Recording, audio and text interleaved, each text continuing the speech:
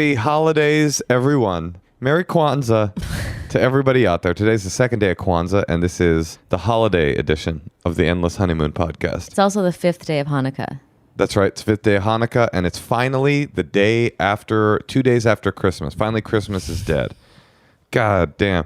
This is a rough year in the war on Christmas. It seems like we didn't make any headway at all in the great battle of Walmart.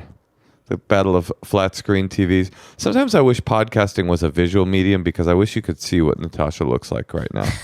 She's wearing limousine tint sunglasses, a bathrobe, and slippers she stole from a luxury hotel. They're actually from IKEA.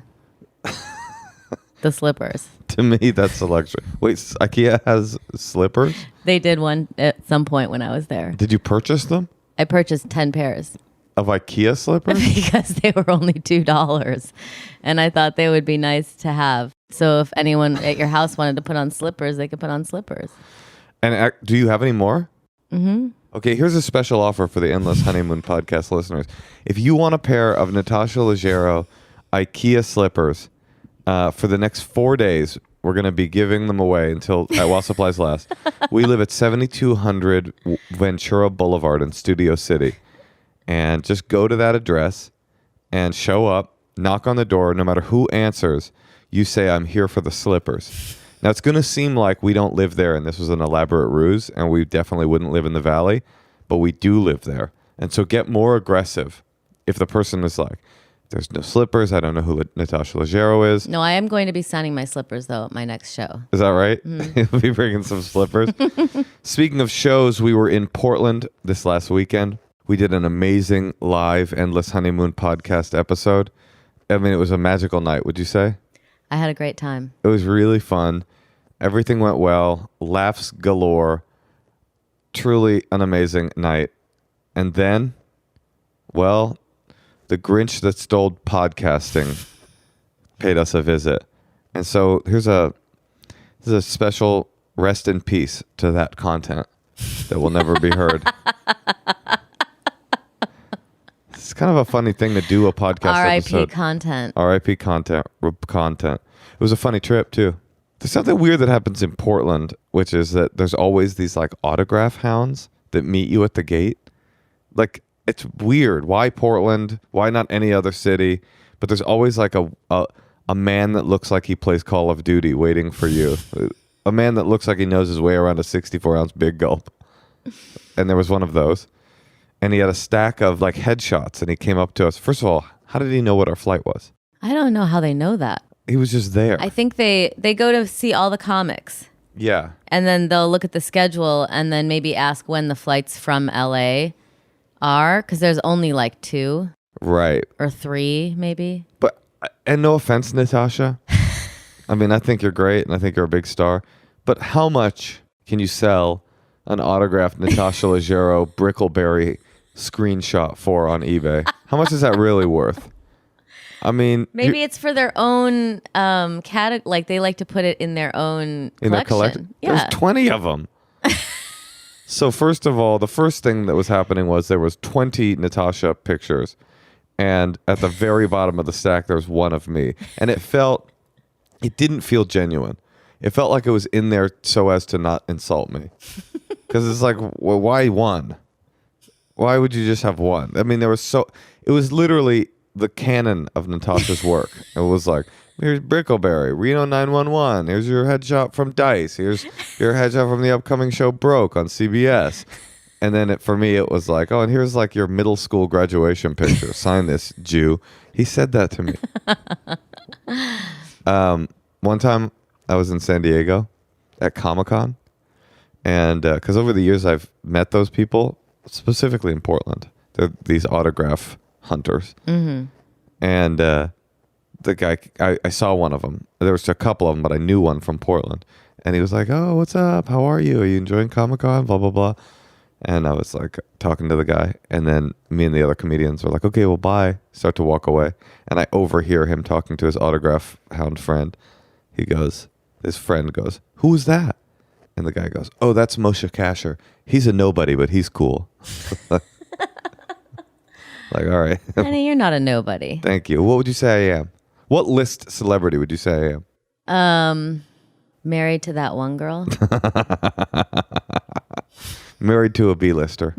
That's going to be the title of my memoir. A C-lister married to a B-lister. No, here's the weirdest part that happened. Should I tell this part of the story? Oh, well, he just had naked pictures of me printed out Well, from the internet.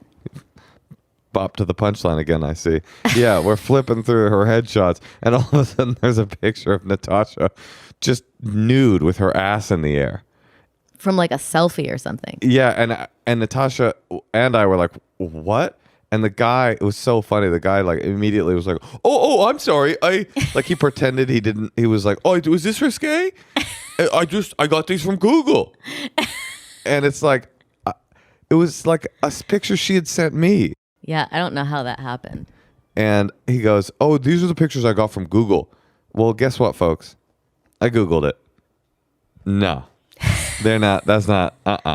Guess what else? Maybe they're hackers. Natasha Leggero butt. Googled that. Nuh-uh. There's some good pictures on there. Natasha Leggero ass in the air. Natasha Leggero big fat You thing. Googled all that? Yeah, Natasha Leggero big fat thing. Natasha Leggero badonk da donk da donk bonk badonk badonk. Natasha Leggero thick for a white girl. Natasha Leggero pog. Do you know what that is? No. It's a porn acronym for fat ass white girl. It doesn't mean fat ass, it means fat ass white girl. It's a white girl with a fat ass. Guess what? Natasha Leggero, you know, a little in the middle, but you got much back.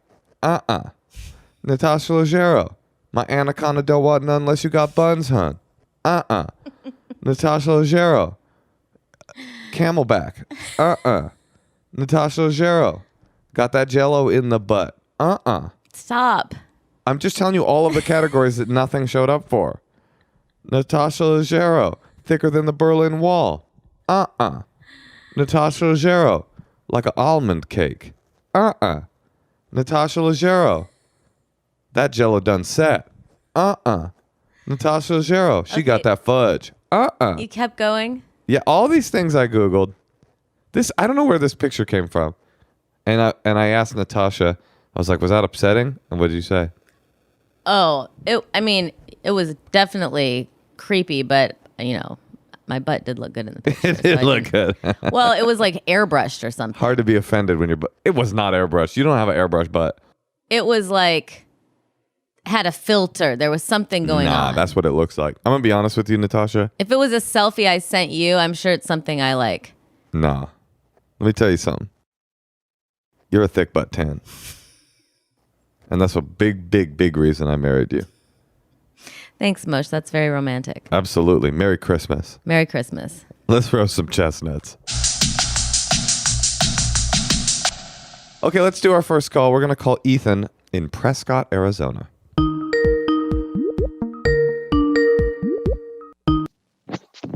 Hello? Hello? Hey, hi, this is Ethan. Hi, Ethan. It's Moshe Kasher and the thick butt 10 herself, Natasha Leggero, calling. How's it going? Good, how are y'all doing? Good. Very good. How's Arizona right now?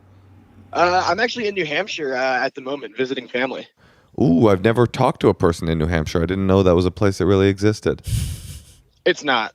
Out of many, one? Is that what your state motto is? Or don't tread on me? No, it's live free or die. Live free or die. That's right. Wait, that's the New Hampshire license plate thing? Yeah, there's a great Carlin bit where he compares the state mottos of New Hampshire to the state motto of Idaho. He goes, New Hampshire, live free or die. Idaho, famous potatoes. So what's going on? So I go to school in Arizona, and I've been seeing this girl for like we've been on like a few dates or whatnot, and she's super rad and we get along awesome. But I am leaving for like 4 months for class to be in like the backcountry basically for 4 months. So I'm kind of conflicted with trying to start something with her or anybody if I'm going to be gone for that long, if that's like worth it, or if it's worth it to just kind of not try to be with anyone. Question: What is the backcountry? Is that those sweet cigars?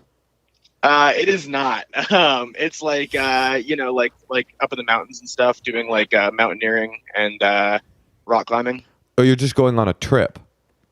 Yeah, for school. So I'm getting my mountain guides certification. Are there going to be other options in the mountains? That's what I was wondering. Are you going to be fucking a billy goat, or like what are you worried about trying to keep your options open out as you prospect in the mountains of Arizona?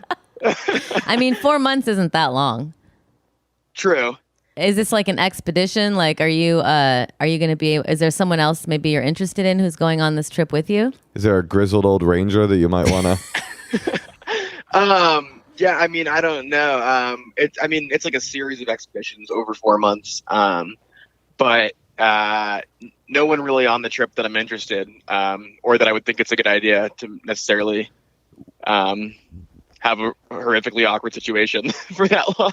Right. Well, because when somebody's on the other side of your Teton ropes or whatever, you don't want to have jilted them in the tent the night before because they could let go. You know. That's so true. Yeah, you don't want an awkward sex situation and be like, okay, well, anyway, this has been really nice, but I'm gonna climb the mountain, and I really hope that you do anchor me well. Now, wait, what are you getting your degree in? Mountain man? It's called adventure education. It's basically just guiding. You're getting a degree in adventure expedition? Yeah, my parents are real bummed. What does that lead to? Do you become a ranger? No, so more like mountain guiding, and I've been working as a river guide in the Grand Canyon in summers, and kind of like high altitude mountaineering. Wait, and are you in a university? Yeah. And how much does the university cost a year? Is it a private school? Yeah, it's a private school. After scholarships, it's like $11,000 a semester. A semester? You're spending $22,000 a year to get an education that back in the day would just be like a base survival hardtack Oregon Trail. Okay, so But he's going to guarantee himself a life in, beautiful nature. So that's kind of cool. So tell me, I'm having a hard time seeing the dilemma, since you don't want to have the option. It's not necessarily that attractive to have the option to sleep with one of your co-adventurers. What is it that you're worried about in this 4-month period being committed to? Is kind of starting something and then just being gone for 4 months, and that kind of not going well. Also, I'm known in my friends for not closing ever, so I'm just kind of worried about having this awkward lingering stage of all right, I guess maybe we'll hang out when I come back after 4 months. Well, I just want to say that for me, hearing a man dedicated to the rippling rocks of the Arizona canyons and the rushing river of the Colorado using the phrase closing was really an unexpected surprise. I didn't expect that kind of Glenn Ross douchery coming from this mountain man. I just think you need to be careful and don't worry about you strategizing when you should be dating if you meet someone you like. There's 2 things I like. Communing with nature on the rushing river of the Colorado, and closing the deal with a hot honey that I met at a bar in Prescott. Live free or die, baby. I agree with Natasha. I think that I understand. So this isn't okay. I think I just figured you out. This isn't really an issue of you going, I want to keep my options open or anything like that. This is an issue of you feeling like going away after consummating the relationship is a furtherance of a pattern that you have, which is that always sort of being in that are we, aren't we phase with women. Is that Totally. right? Yeah. Yeah, you nailed it. Have you slept with this person yet? No. I see. Well, that seems like you should do that or figure out if you're not going to do that before you make this decision. Totally. When are you leaving to your expedition, oh mountain man? In 3 weeks. In 3 weeks. So, I mean, would it horrify you to have a conversation? Have you kissed this girl yet? Yeah. So you guys are romantic. Yes. Would it freak you out to be like, oh, we're still dating while I'm in the woods? No, but I don't know if that's like kind of like a dick move. Oh, well, Just be upfront with her. yeah, conversation. It seems like you need to actually talk to her and tell her your concerns, but make sure that you don't say, I'm just worried. What if I end up fucking someone in the raft? Don't say it like that. Just say, I really like you, but I'm worried because I'm leaving for 4 months, and I'm worried that it'll be a dick move, and who knows what the future is. But And then tonight, she might fuck someone in a raft. yeah. Is she also getting a degree in mountaineering? No, she's going to become a teacher, which is a little more reasonable. Yeah. All right. Yeah. I think you need to get to know her a little bit and see if maybe she'll surprise you. Maybe you'll feel not self-conscious at all when you're talking to her about it, and it'll feel really easy. You just true. have to see. What we say on this podcast a lot is that oxygen is the best disinfectant, and I think right now what you have is let me put it in terms that you'll understand. I've never said that much. When you're trying to make a little campfire, right? You're trying to make you got to put some air between the sticks, or it'll just, it won't work. Right now, all you got is sticks, and you got to stack them up a little bit with this woman. You got to tell her, I'm leaving. I'm concerned because I like you, and and then I think you guys have to have sex. If you haven't had sex, Right. I don't even I'll think tell her that. you should tell her that. I'll say we have to have sex. We say, I listen to a podcast and they say we have to have sex and we have to do it with the Smokey the Bear Ranger hats on. Exactly. Yeah. I call the hotline. But I think like, yes, you can't, after one smooch, I don't think you should be committed to somebody for 4 months. But after, there's nothing for you to pursue romantically in the woods. And here's the other beautiful part. If you're not worried about your co-rangers because you've had a conversation, there's someone waiting for you, you can focus on the majesty that is nature even more. True. Yeah, no, definitely. All right, well, let us know what happens. Good luck, and please be careful. All right. Thanks, guys. I appreciate it. Good luck. All right. Bye. I once went to the bottom of the Grand Canyon. Really? Yep. Oh, yeah. I would love to do that. One of the peak experiences of my life. Like on a scale of 1 to 5, how strenuous was it in the hikes you've ever done? The hike itself was not strenuous at all. But how long? But it was painful the next day. The downhill was incredibly painful. I felt like my butt had been rammed for 9 hours, and I know what that feels like. And then how many hours did you have to walk with that feeling? Oh, the next day we were trashed. There's a place at the bottom of the Grand Canyon called the Phantom Ranch, which is probably where that guy's stayed, and it's like this cabin sort of setup. And we did yoga on the banks of the Colorado. We went for a hike and we found this oasis in the middle of the desert that had a mint growing in it and a waterfall falling on top of a rock that had been falling so long it was totally bone dry.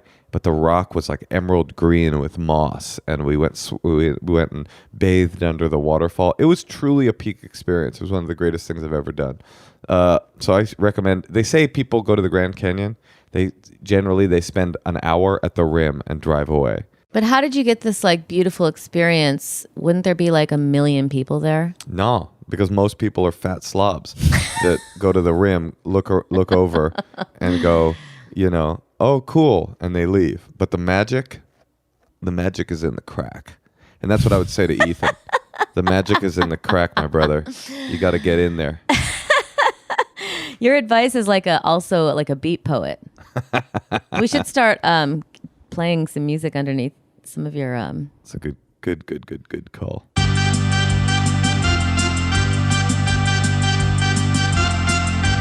All right, now let's hear some secrets.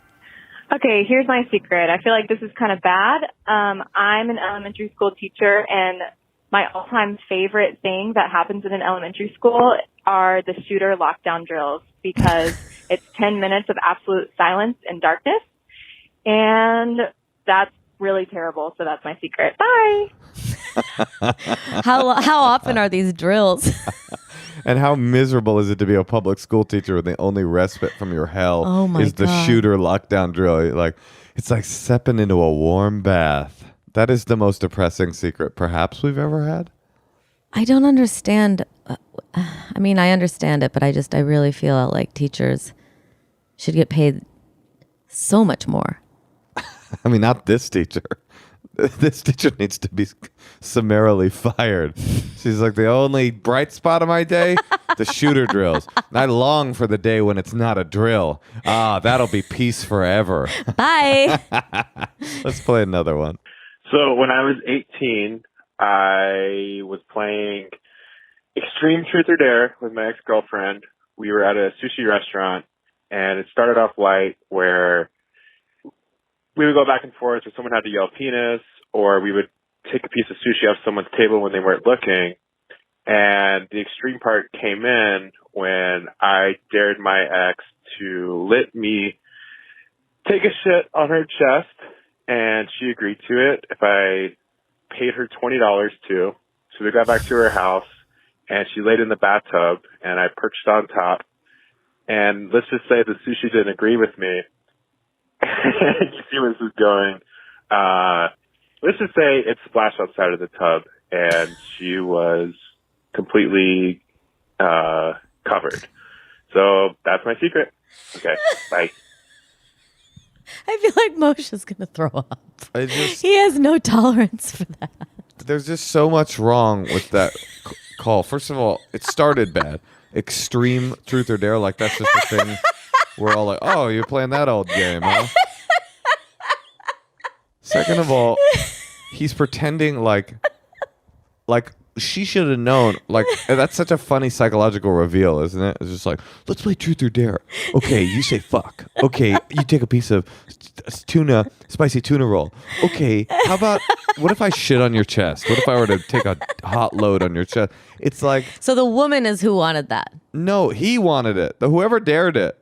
Whoever was the darer is like, we're no longer playing Truth or Dare. We're playing Reveal My Deepest, Darkest Sexual Secret. Who wanted this shit? Who introduced that? I think it was that boy that called. Okay. Yeah. And then also the idea that somehow, like, it's better it's better to get nice solid shit on your chest than a diarrhea spray. I just feel like none of this is good. This all reeks of a fraternity. There's no way that someone involved is not in a fraternity or a sorority. But it's also like when you're in the tub, you've left the sushi restaurant. You've had an hour to process this. You're no longer in the game. At what point? Oh, wait, the game is The just game left. over. They got in the car. They paid the bill. They said, you know, thank you very So much. they're probably wasted. They bowed to the sushi chef. They got in the car. They clipped the seatbelt. They started the car. They drove to the house. At no point did someone say, you know what? Actually, maybe we shouldn't play this particular game because I'm thinking you're about to shit on my chest. But also, I like the idea that he thinks if he had just dropped a real solid log on her, she would have been like, that was actually pretty nice. He's like, as if the secret is, let's just say there was a bit of splash. It's like, it was gross already, dude. Would you ever let a man shit on your chest? No. What about on your foot? No. It's so... I would pee on a man. Have you peed on a man? No, but I would. I might have. Let's take a quick pause and we'll be right back. Let's play another secret. Hi, Natasha. Hi, Moshe. So here's my secret. Growing up in the middle of nowhere, Ontario, in Canada, we had things in the 90s in our fridge like craft singles, and I loved them, loved them. So one day I ate one, and then I ate two, then I ate three, and then all of the craft singles were gone, and I was ashamed. So because I lived in the middle of a forest, buried the evidence. So there was garbage in my forest where I grew up.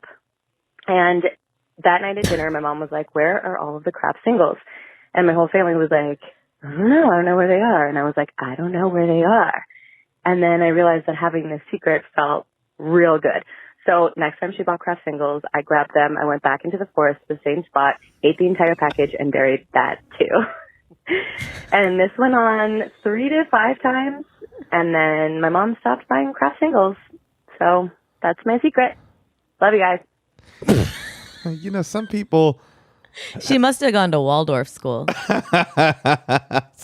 Right, this is like her This great is her transgression. Is She like, put some garbage I in the put forest. plastic in the forest.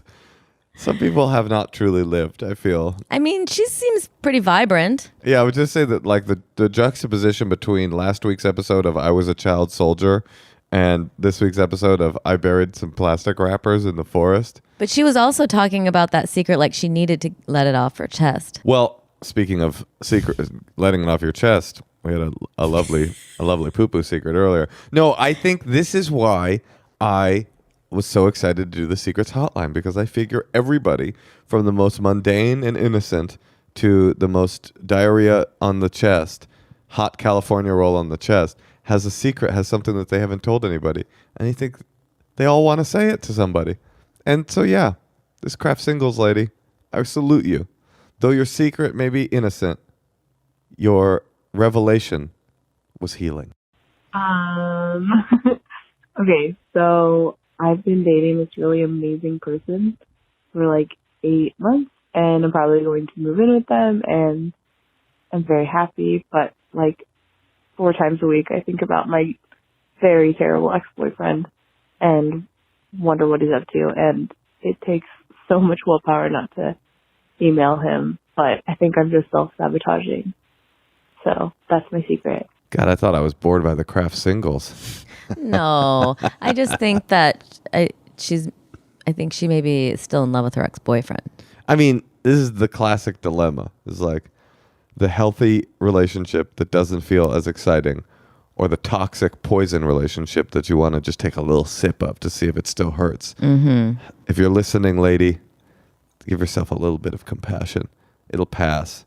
There's nothing good. There's a reason why you guys broke up. And if you think that that reason is a non-negotiable, then you know it's never going to work. So yeah, it's like you go to a well and it's got bitter water and you're like, I just want one more sip. You already know what it tastes like. That shit tastes like the hot diarrhea spray from the sushi, from the extreme truth or dare game earlier. It tastes like a mixture of that and craft singles.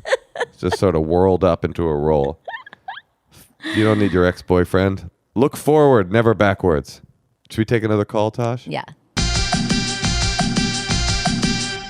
Okay, we're going to call Jacqueline in Los Angeles.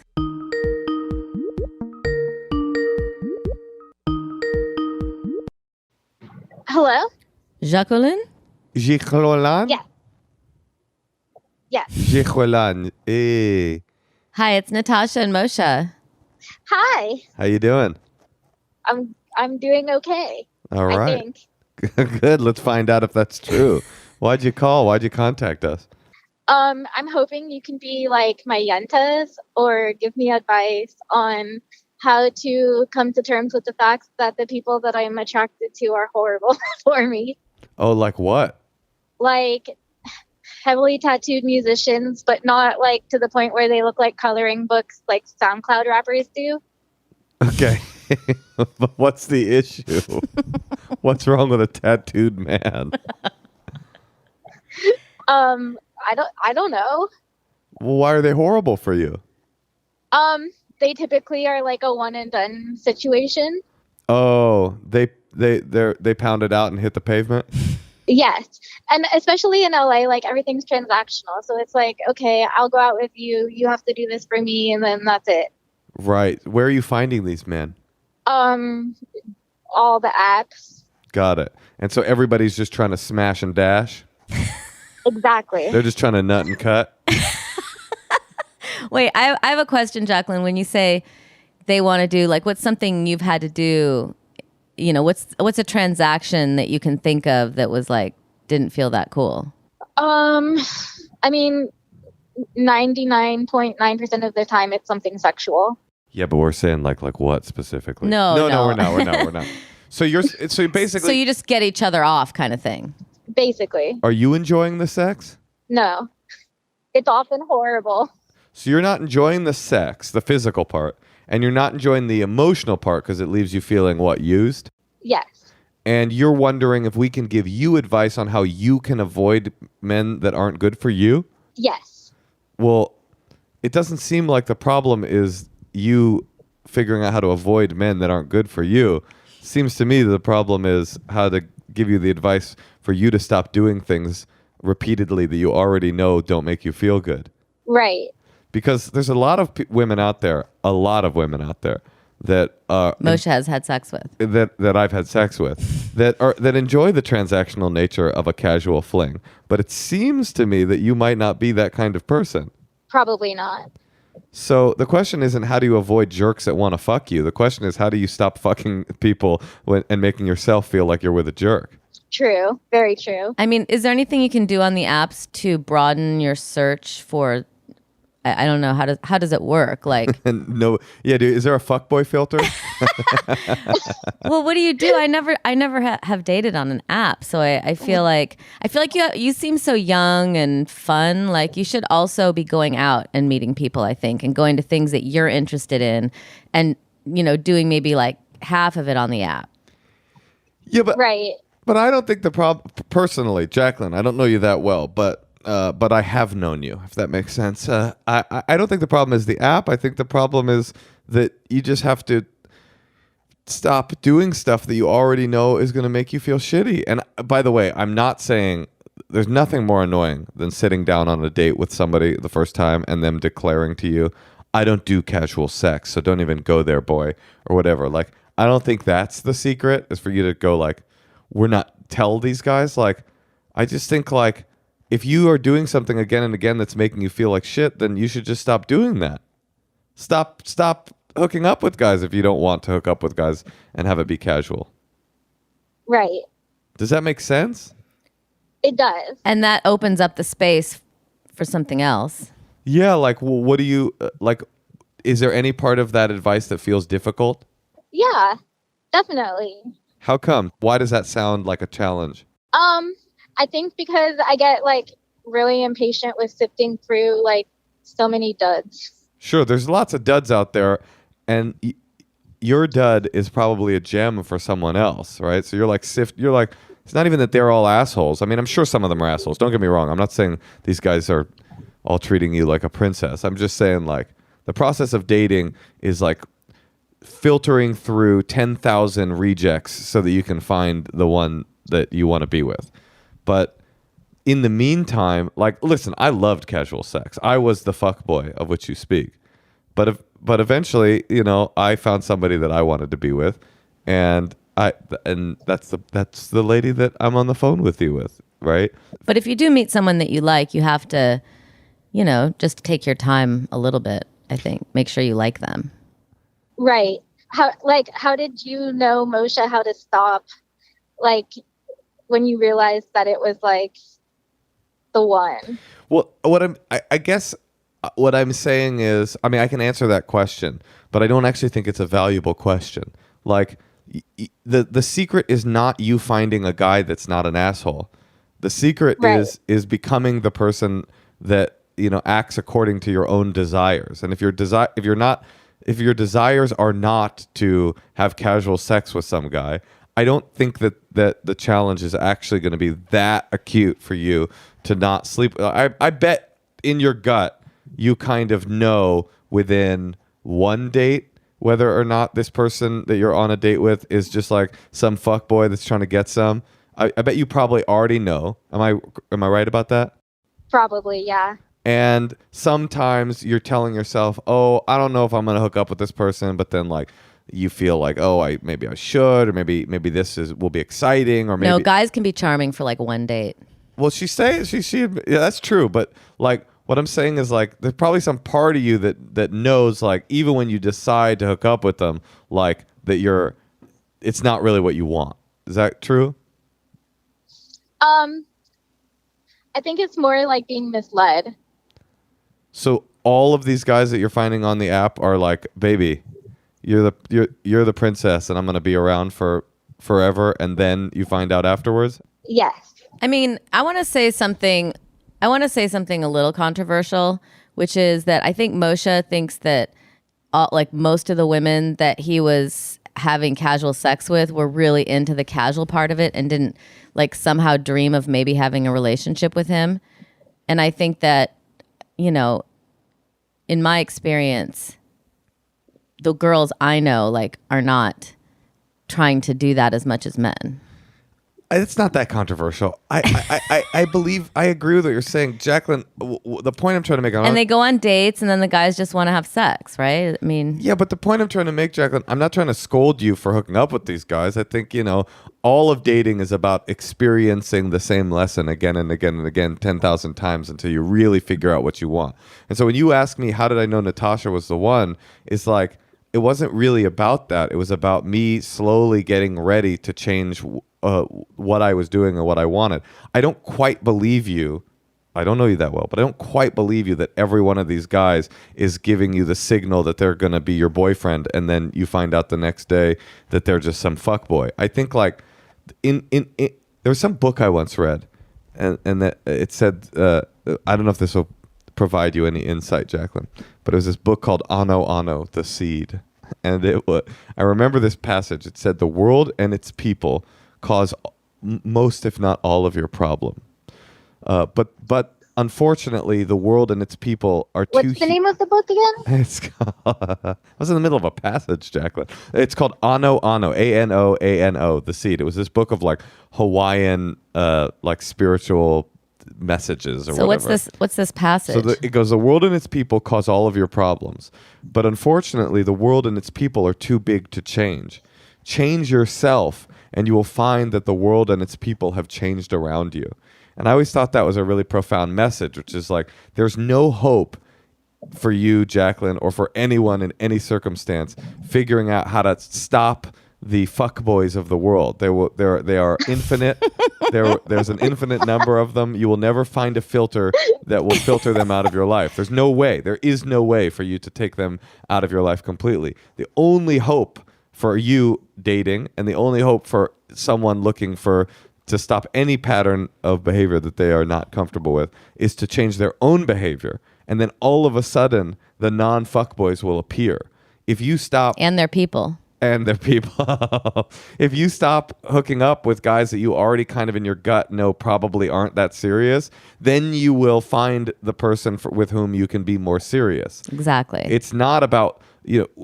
clicking enough profiles until you find the magical man that's going to stick around. It's like going out on a date with a guy and going, that was really nice. Thanks. I'd like to do it again sometime. Good night. And then getting in the Uber and driving home. Not going home and hooking up with the guy and then going like, how did I find myself in this situation again? It's like, it isn't them, Jacqueline. True. Fair. Okay, well, I think we've given you a lot of advice.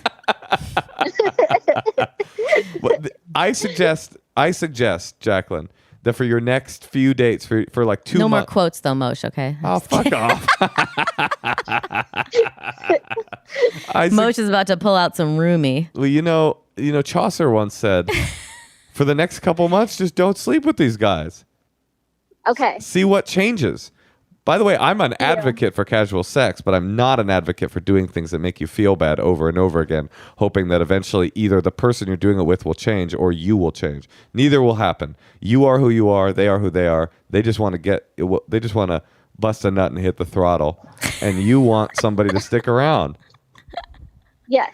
So the secret is for you to go a little slower, probably, and see what happens. Okay. Does that make sense? And if they're in a band, maybe I think that's like a fair solution. Why are you resistant to it? I'm not at all. Okay. All right. And if they're in a band, just know you're going to have to go to a lot of their shows. And if they have tattoos, that's a billboard telling you that they're incapable of human love. Anyone with a tattoo, with 2 or more tattoos, is incapable of being in a relationship, which is why tattooed people don't get married. That's also a quote from Ano Ano, the Seed. Okay, good luck, Jacqueline. Thank you so much. Bye-bye. I mean, that was just to me like classic, the problem is outside and actually the problem is within. I do believe in casual sex. I do believe some people like casual Yeah, but that sex. one time you were like, and then the girl had gummy candy, and I was like, she's trying to be like me. It's like, no, she's just in love with you. So she like wants things around her when you come and like let her give you a back rub or whatever, salt scrub. It wasn't the salt scrub alone. There was also a dick scrub. that happened as well. Listen, I'm not naive. I think you're probably right that men are more comfortable generally. If you were to go with like stereotype, like large numbers, men are more comfortable with casual sex than women. But all of the straight men that are having this casual sex are having casual sex with women. So it's like at a certain point, I got to a point with dating where I was like, am I supposed to guess whether or not you're down? All I can do is be honest about what I want, whether that makes me a fuckboy or not. Like, you're also responsible to change your own behavior and say, what do you want? Which is difficult because, you know, you want to try to like, everybody wants to try to get like their psychological or emotional or physical needs met and is hoping that people will change. But the dark secret is that no one changes. No, you never. But I do think there are like, I have a lot of friends in their 30s who like want to meet people and they use the dating apps, and then guys just want to have sex over and over, and that can be kind of hard. I don't think that's an app problem. I think that's a people problem.